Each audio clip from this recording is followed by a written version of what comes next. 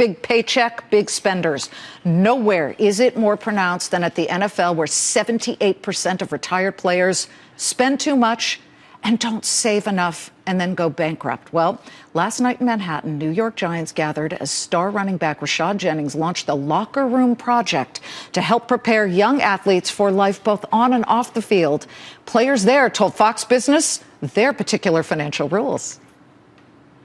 My parents taught me from day one, save as much money as you can for the future. Just because my salary increases doesn't mean my standard of living should follow. I'm only going to spend a certain amount of money in a month. That usually, keeps things kind of balanced. Do you happen to have a favorite stock you want to share with us? I'd say Netflix and Facebook are looking pretty good, and I'm a huge believer of Facebook. The N and the F in the FANG stocks. The man behind last night's event is here, Giants running back Rashad Jennings. Congratulations, great event. Before we get to that, though, I got to ask you about the story that's going absolutely viral today, where the Fraternal Order of Police has sent this letter to Roger Goodell, the commissioner of the NFL, saying that they would like retired and off-duty police officers to bring guns to NFL games now to prevent an ISIS-style attack. What do you think of that? Well, I mean, obviously this is a day and age, where there is a world crisis with ISIS. But it's tough, as a professional athlete and as a citizen in America, it's a tough situation. But for that kind of protection, it's alarming. It obviously will distract a little bit from the game. But if that's the level of protection we need to keep everyone safe, then we might need to. I'm just curious, does the NFL have a protocol? We saw what happened at that soccer game in Paris where these bombs went off. People were confused. The players stayed on the field for another, 20 minutes. It was very worrisome and disturbing when those bombs went off. You heard the big blasts, then suddenly people rushed the field.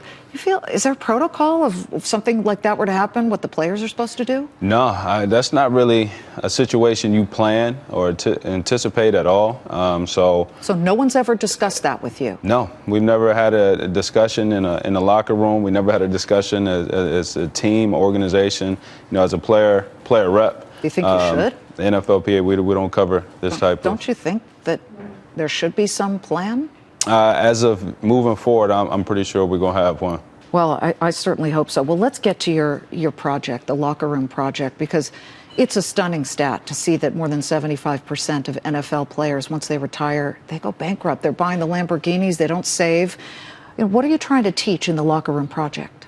Yeah, so for the Locker Room Project, it's kind of authentic to me. I tell everybody I grew up this overweight, chubby kid with glasses and asthma, a .6 GPA average at one point in time, fifth string running back riding the bench. And obviously I had to overcome a lot of adversity and overcome giants to become a giant now.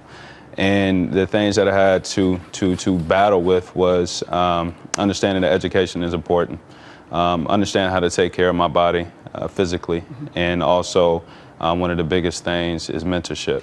I had somebody come in my life and didn't change who I was, but guided me in the right direction.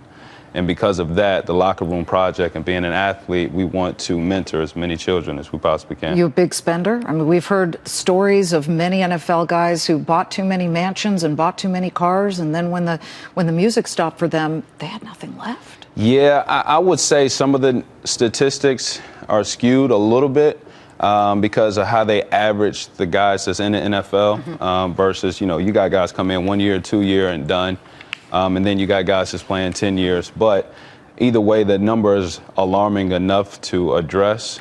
And moving forward, I think we have a lot of conscious guys and understand that playing in the NFL, we got a key and access that a degree never would have allowed us to. And I think a lot of guys are starting to wake up and pay attention. Well, it's tempting to spend some of that money on big ticket items.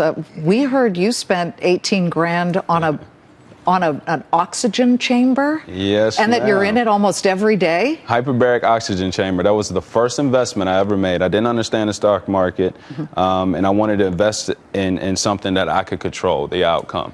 And obviously, I can control how hard I work.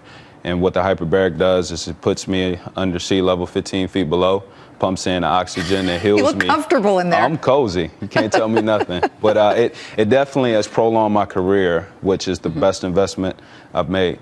Well, you're playing the Jets on Sunday. Good luck. Good luck making it all the way through. You guys have done really well. Not so much when you were with the Jaguars, so this must be an exciting time for you. It's fun. You know, we're in New York, the mecca of everything, under the leadership of Tom Coughlin. I'm excited to be here and to continue on this rival this week. Good luck. It's great to have you, Rashad, and you're doing wonderful work with the charity. Thank you. And anybody can check out is at RashadJenningsFoundation.org to find out more information on how to get involved. We will. Thank you. Good luck.